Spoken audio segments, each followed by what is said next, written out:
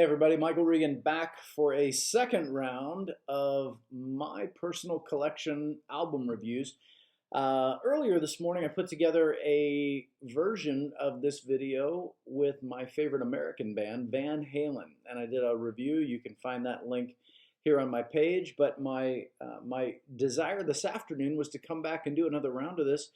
Partially because here we are in shelter at home season, and so it's given me a great opportunity to review my CD collection. It's been a lot of fun. It helps me not only pass the time, but brings me a lot of joy, keeps my stress level low. So I'm going back to another band that is rooted in the 70s, but like Van Halen, probably got more popular in the 80s. And this particular band is maybe my favorite band out of England, a band called Genesis. And most of you, if you're of my generation, you know Genesis, led by Phil Collins, but many of us have learned to go back and find the original version of Genesis led by Peter Gabriel and including Steve Hackett on lead guitar. And that version of Genesis with Phil Collins in the band, just back on the drum kit, was incredibly influential to a whole generation of fans that came up before us, and it's been a lot of fun for me to go back and buy those CDs and learn the real majesty that was Genesis of that era. So here's how I did it this morning. I'm going to do it again today. I'm going to review these in order of my least favorite to my favorite. And unlike Van Halen, where I think I own everything that Warner Brothers ever put out under their name, there are a few Genesis albums I don't own. So full disclosure, I'm not an owner of Invisible Touch, We Can't Dance, or Calling All Stations. Those last three Genesis records for me were not really where my musical interest lied at the time, and I've not gone back and bought them in the 20 or 25 years since those releases have come out, simply because they weren't records that really resonated with me as a longtime fan of Genesis. So everything I'm going to do is predating those records. So these are going to be 70s and 80s only. And we're going to really focus on the two major versions of Genesis, the with Peter Gabriel version and the after.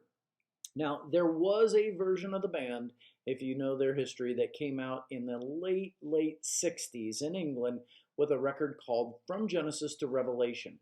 Hard to find, out of print, not released by a major label. So if you're an owner of that particular record, man, hats off to you, because that is an amazing addition to your collection. But I'm going to start off with, at the bottom of my list, the first American release I could find, which was Trespass. And this is a really interesting record. I don't want to say I don't like it. It's just interesting. It's Genesis still learning to find their way. There's a particular track on here called The Knife that is really, I think, indicative of where they were going. So this one sits at the bottom of my list, not because it's not good or interesting. There's just not a lot of music on there that draws me to go back to it and listen to it over and over again. But that's Trespass. Next up on the list is a record many of us are familiar with, and this is jumping up into the 80s, a record called Alacap. Now for me, Alacap was a great record when it came out. I remember Friday night videos and watching Man on the Corner and thinking, okay, I love that sound, I love that band. My problem with Alacap today is just that a lot of it feels like Genesis Light. And I'm not sure if that's because Phil was so busy launching his solo career and maybe the band just didn't have the best songs in the studio. Really good record, just not, again, the one I come back to as often. Next up on my list, a little bit before that one, but a similar version of the band, was Duke. Now, Duke is a really cool record. I don't think this one is low on my list for any other reason than you're going to see pretty quickly. The rest of these I love a lot, and so the only reason I placed it here was it perhaps has a few songs on there that are a little bit lighter to me. They don't explore the shade and the light that I really love from Genesis. So I like it when they mixed in some of the darker textures of the keyboard sounds, along with some of the interesting drum patterns and the throbbing bass patterns. Those weren't as present on this record. This was a little bit lighter than some of the Genesis that preceded it. So Duke is number 3 from, again, least to my favorite. Now here's one that I love. This would probably be the first one I'd say I still listen to from top to bottom, and then there were 3. So after Steve Hackett left the band, Genesis continued recording as a threesome, and Mike Rutherford took over both the bass and guitar duties on this record. Phil Collins, of course, doing the drums and singing, and Tony Banks doing all the keyboards. They were the three. From that point on, they needed, of course, a couple of folks to go with them when they took this record out on tour. Daryl Sturmer, who continues with them to this day on guitar and helping out on bass, so he and Rutherford would switch.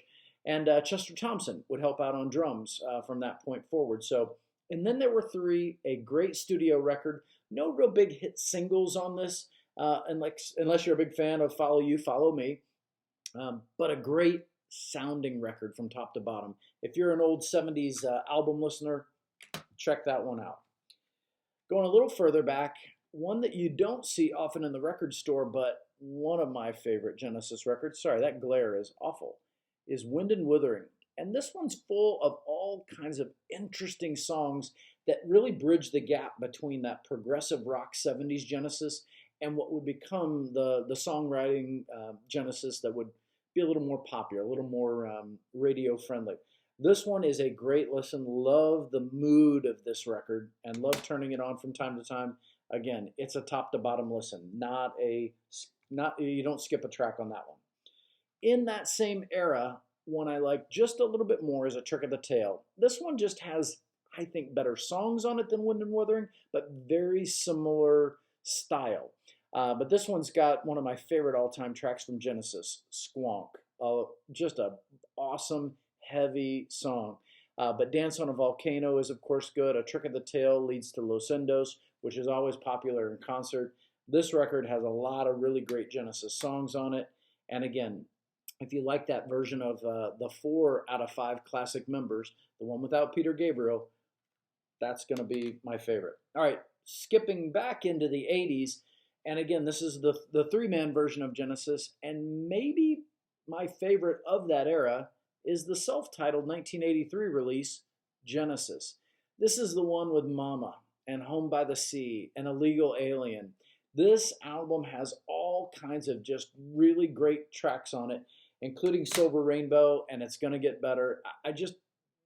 There's something about the mood of that record that still grabs me today. And it's a fun one to turn on with my family because, frankly, there are songs on there that they can kind of jump in with, where some Genesis is a little too heady for folks. This one, it's just poppy enough to get their attention, but there's still a lot of really cool classic Genesis progressive rock in there. All right, from this point on, we're into my gold standard. And that probably would be the first chapter in my gold standard. Next up, I'm going back to the 70s. This is the Peter Gabriel era, and the record I would pick first from that is Nursery Crime. And I got to tell you, going back and finding these old records has been a ton of fun for me. Nursery Crime has just this really great 70s feel to it. And if you like 70s rock music, especially that British rock music, progressive, it's just full of great sounds. The Musical Box, I think, was the big one on here, but a lot of really cool, deep tracks as well. Go check out Nursery Crime. One that got a lot of press in that era, and one I still enjoy quite a bit, is The Lamb Lies Down on Broadway. My only critique of this record is it's so freaking long. It's hard to really listen to a double album from that era without needing a bit of a break.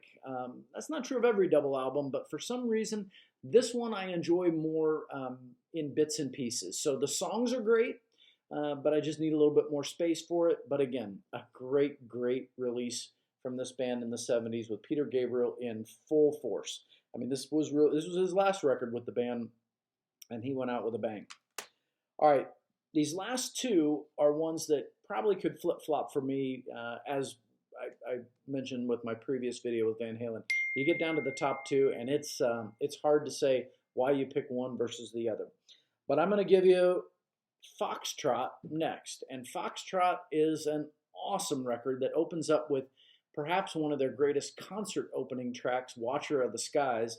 Love this record. There's a lot of really great stuff on there, including the epic Supper's Ready, which goes through all kinds of different sub-chapters. It's a classic all one-side album track that we used to see in the 70s, and you just don't see anymore. This is an awesome record. And this little character that Peter Gabriel picked up on the album art and took into concert became really interesting. Go find some clips on YouTube. You'll see Peter coming out on stage with his wife's red dress on and the fox head, and that was really kind of a fun piece of their style in the 70s. Okay, last, only because I went from least to favorite, is probably my favorite Genesis album, and it is Selling England by the Pound.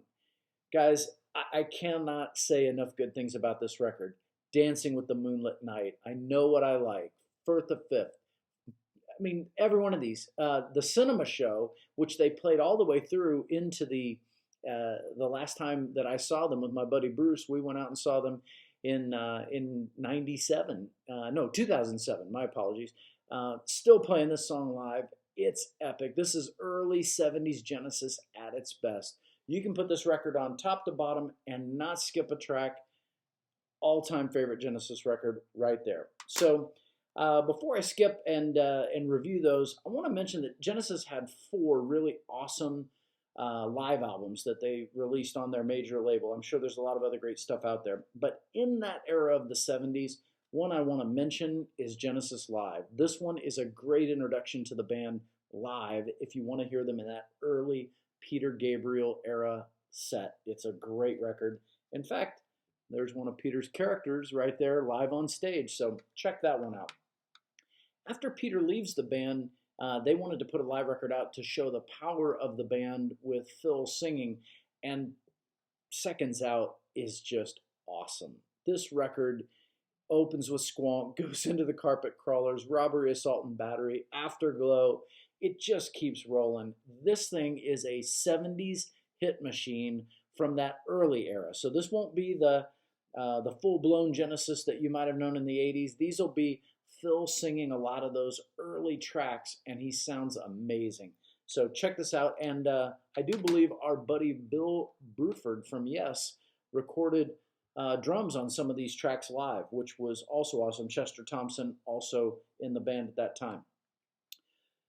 Genesis, 3 Sides Live. This was actually the first Genesis record I had. A friend of mine loaned this to me, and I fell in love with it. It was back when I would borrow an LP and record it on cassette tape, and took this thing and crushed it. I mean, I wore that tape out full of all kinds of songs. It picks up where Seconds Out leaves off. So these are kind of like 2 halves of the book. This is the early 70s. This is the late 70s. Man, it's good. And then I mentioned the tour that I got to see in 2007. There was a recording of it live over Europe, and it's really a career-spanning record. A great record if you just want to hear Genesis from all eras, including a couple of great songs from those albums I don't own. It's on here, and live they sound great. So those are some honorable mentions, those 4 live albums. So reviewing my top to bottom, one quick time. This is my favorite. It's Selling England by the Pound. Next up, Foxtrot. Then, The Lamb Lies Down on Broadway. Next in my collection, Nursery Crime. Self-titled, Genesis from 1983, an awesome release. A Trick of the Tail, coming out in the mid-70s. Its cousin, Wind and Withering. Check it out. And then there were 3. Next up, Duke. We're getting to the bottom of the list. Alacap, and finally, Trespass. Like I said, I didn't mention Invisible Touch, We Can't Dance, and Calling All Stations because I don't own those, but it's safe to say they would have been at the bottom of my list if they were in my collection. Hope you enjoyed my tour of Genesis. If you have any thoughts on your favorites, I'd love to see your comments below. At a time where we're all hanging out at home, it's fun to see what you think, so chime in, feel free to post, feel free to share. Have a great day.